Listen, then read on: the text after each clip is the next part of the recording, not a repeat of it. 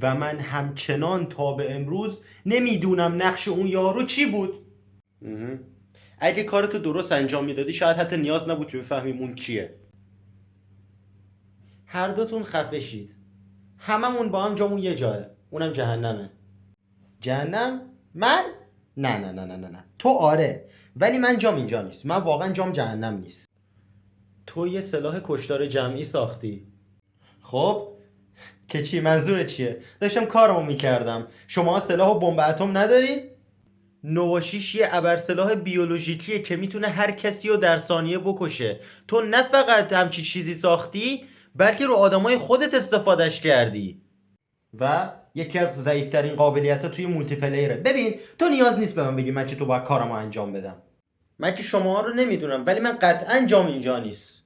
حداقل شخصا من فکر میکنم که جام اینجا نیست واقعا.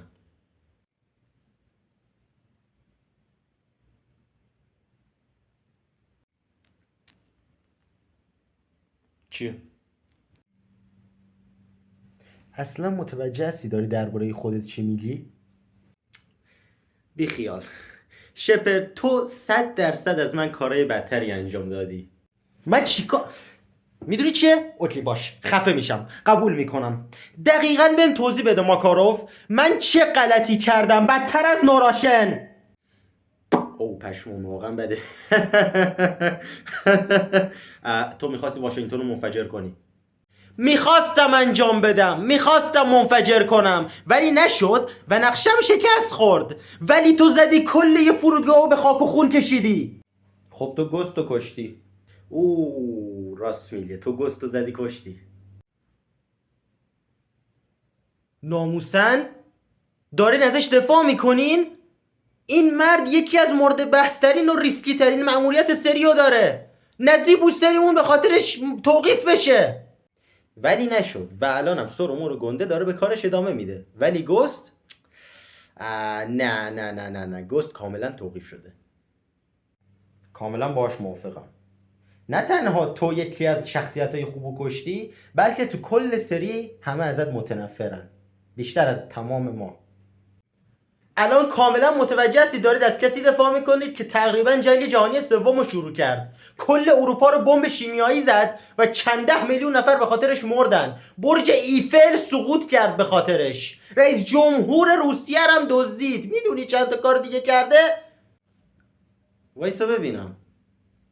تو هنوز عصبانی که با یه دونه چاقو تکشاتت کردن؟ یه وضعیت 2-1 بود، چیزی که تو توش بودی قبل اینکه از گردن آویزونت کنن و با تاپ عباسی بازی کنن.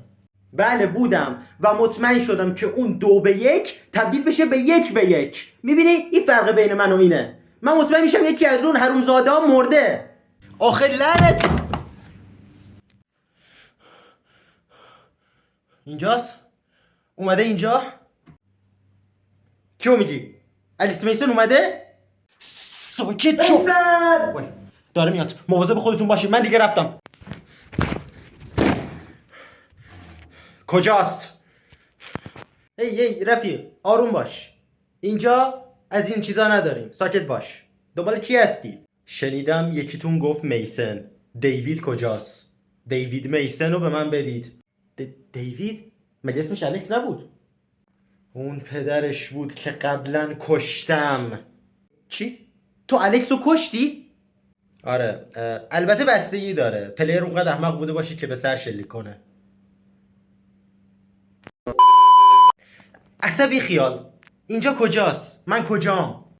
خب قبل از هر چیزی خوش اومدی. اینجا جهنمه. علی یکی از ماهایی. جهنم؟ فکر می‌کردم دیوارش قرمز باشه.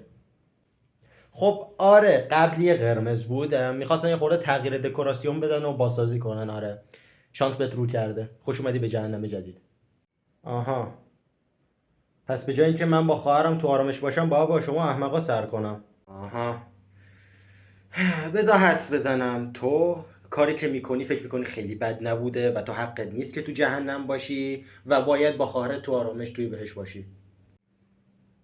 نه، من کاملا حقمه که اینجا باشم. من یه تیم کامل و حرفه‌ای آموزش دیده رو به خون کشیدم با یه دونه قمه و یه دونه شاتگان، به خاطر اینکه خواهرمو گرفته بودن. و وقتی که خواهرمو کشتن مطمئن شدم که زندگی هر کسی که به آمریکا وصله یه جهنم کامله. شخصیت اصلیای بلک آپس 1 رو اسباب بازی خودم کردم قبل اینکه بکشمشون و مطمئن شدم بعد اینکه بمیرم یه جنگ داخلی اتفاق بیفته که فکر کنم آره الان داره اتفاق میفته. از یکی خوشم میاد.